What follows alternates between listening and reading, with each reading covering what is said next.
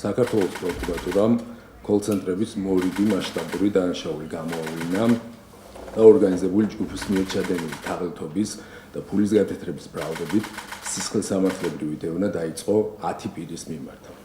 ბრალდება დაუსწრებლად წარედგინებად მიმავალში მყოფ საქართველოს ყოფილ გენერალურ პროკურორს ოთარ ფარცხალაძეს და მისი დანაშაულებრივი ჯგუფის წევრებს, დავით მიქაძეს, ირაკლი სეხნიაშვილს და მიხეილ ჩოხელს.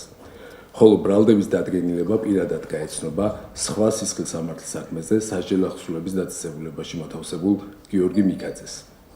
ამავე სისხლისამართლის საქმეზე დაკავებულია ორგანიზებული დანაშაულებრივი ჯგუფის წევრი ელისო კილაძე. რა თქმა უნდა, ეს არც ერთ პუნქტს არ ეთანხმება ამ ბრალდებაში. მიაჩნია, რომ ეს არის ხელოვნურად შექმნილი იმისათვის, რომ მისი იზოლაცია მომხდარიყო, ჩამოიშორეს რაღაცა ჯგუფებმა, იმის გამო რომ ხელს უშლი და რაღაც. ეს მე არ ვიცი, საქმეში არა ვარ ჩახედული, ხო? თუმცა გარკვეული კითხვები არსებობს და რასთან დაკავშირებით გეტყვით, ხო? თუ მისი ბრალდება აგებულია აი ბენანორი იყო ნახსენები, რომელიც ითანამშრომლა გამოძიებასთან, ხო? მის ჩვენებებზე ბრალდების დადგენილება ასევე წარედგინება ჯგუფის სხვა წევრებს. გივი ჯიბლაძეს, ბენანორს, თორნიკე ჯანელიძეს და გიორგი კამლაძეს, რომლებმაც ქმედითად ითანამშრომლეს გამოძიებასთან და არა მხოლოდ აღიარეს ჩადენილი დანაშაული, არამედ არსებითად შეუწყეს ხელი ტრანსნაციონალური დანაშაულის გახსნას. ბენანორი იყო ელისო კილაძის პირადი მტერი. შესაბამისად, მისი ჩვენებები სანდოობას მოკლებულია ალბათ სავარაუდოდ, იმიტომ რომ ის ეხა ელისო კილაძეს ყველაფერს დააბრალებდა, გასაგები იყო მათი ურთიერთდამოკიდებულებიდან გამომდინარე. ეხლა რა ბრალდებებზეც არის საუბარი, ხომ? მათი უმეტესობა არის 2022 წლის პერიოდი და შემდგომი პერიოდი. ყველა არა, მაგრამ უმეტესობა, ხომ? საზოგადოებას შევახსენებთ, რომ როგორც წინა პერიოდში ჩატარებულ ბრიფინგზეც განვაცხადეთ, 2020-2023 წლებში მიუხედავად ამ მიმართულებით სახელმწიფოს მიერ დეკლარირებული სამართლებრივი ბრძოლისა, ქვეყანაში მაინც არსებობდა რამდენიმე ათეული თაღლითური კოლ-ცენტრი.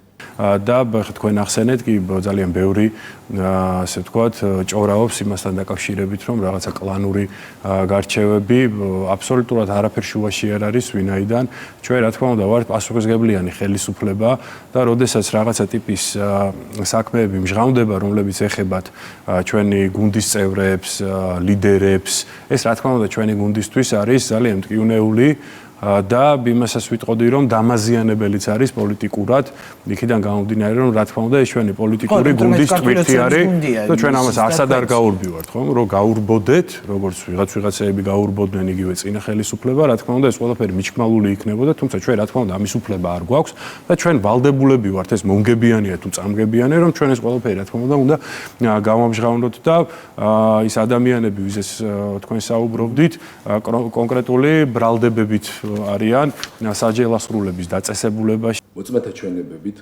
აღნიშნული კოლ-ცენტრების დიდი უმრავლესობა ეკუთვნოდა პირთა ჯგუფს, რომლებიც მიღებული შემოსავლებიდან სხვადასხვა ოპოზიციურ მედია საშუალებას აფინანსებდა. ხოლო კოლ-ცენტრების შედარებით მცირე ნაწილის მფარველობას გრიგოლ ლილუაშვილი და ოთარ ფარცხალაძე მათი უახლოესი გარემოცვის წევრების მეშვეობით ახორციელებდნენ. დიდი ბოდიში თუ ამ შავი სალაროდან, სახელმწიფო შავი სალაროდან ოპოზიციური არხები ფინანსდებოდა, სად არის? უნდა დაასახელოთ მაშინ ეს არხები, ხო? პროკურატურა როდესაც ლაპარაკობს, პროკურატურა მწერალი ხო არ არის ამ პოეტი, ხო? პროკურატურის განცხადების უკან ფაქტი უნდა იდოს. რა რომელი ტელევიზია ფინანსდებოდა, რა თანხებით ფინანსდებოდა, უნდა გითხრა რა.